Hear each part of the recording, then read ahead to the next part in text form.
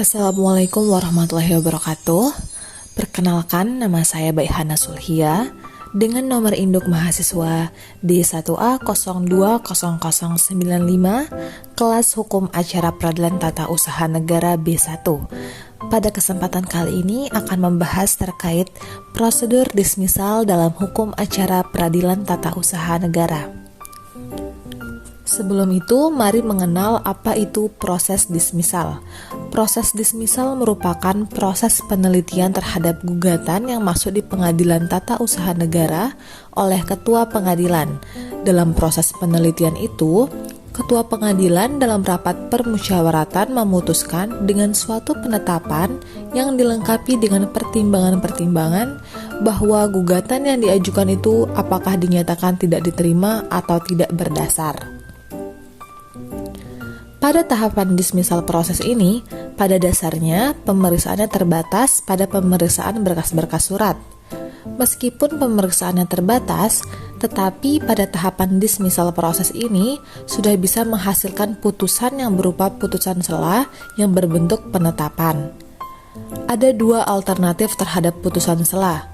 Yang pertama adalah bahwa gugatan dinyatakan diskualifikasi atau gugatan ini dinyatakan ditolak dan diberikan upaya hukum untuk putusan yang menyatakan gugatan dinyatakan tidak diterima atau ditolak dengan upaya hukum perlawanan. Kemudian alternatif kedua, hasil dari pemeriksaan dismisal proses menyatakan bahwa gugatan dinyatakan diterima. Ada beberapa alasan untuk menyatakan suatu gugatan dinyatakan ditolak atau dinyatakan tidak diterima. Yang pertama, terkait dengan kewenangan atau kompetisi peradilan tata usaha negara.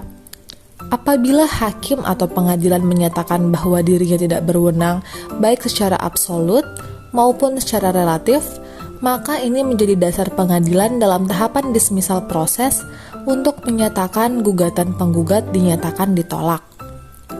Kompetisi absolut itu terkait dengan pokok perkara yang diperiksa di pengadilan tata usaha negara, sedangkan kompetisi relatif terkait dengan wilayah hukum pengadilan tata usaha negara yang berhak mengadili sengketa tata usaha negara. Alasan yang kedua, yang bisa dijadikan dasar ditolak adalah gugatan kadaluarsa. Jadi, gugatan diajukan ke pengadilan tata usaha negara dalam jangka waktu adalah 90 hari kerja.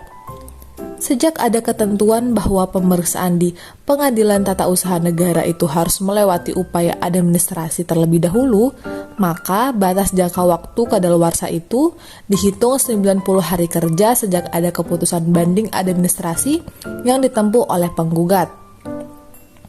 Apabila jangka waktu 90 hari ini dilewati, maka hal ini bisa menjadikan alasan suatu gugatan itu dinyatakan diskualifikasi atau ditolak.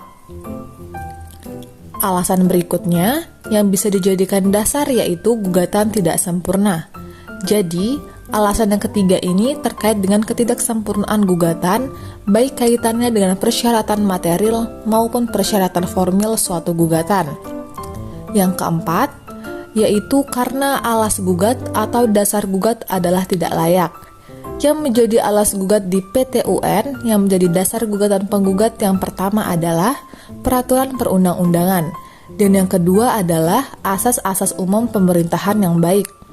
Apabila alas gugat oleh pengadilan dianggap tidak layak, maka ini bisa menjadi dasar pengadilan tata usaha negara untuk menyatakan gugatan ditolak dalam tahapan dismisal proses. Kemudian alasan yang kelima yaitu gugatan sebenarnya sudah dikabulkan, tetapi penggugat belum tahu.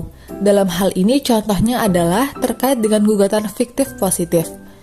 Apabila gugatan fiktif positif yang diajukan ke pengadilan tata usaha negara dalam tahapan dismisal proses perlu diperiksa, tapi kemudian gugatan dikabulkan oleh pembuat keputusan, maka sebenarnya gugatan ini sudah dikabulkan.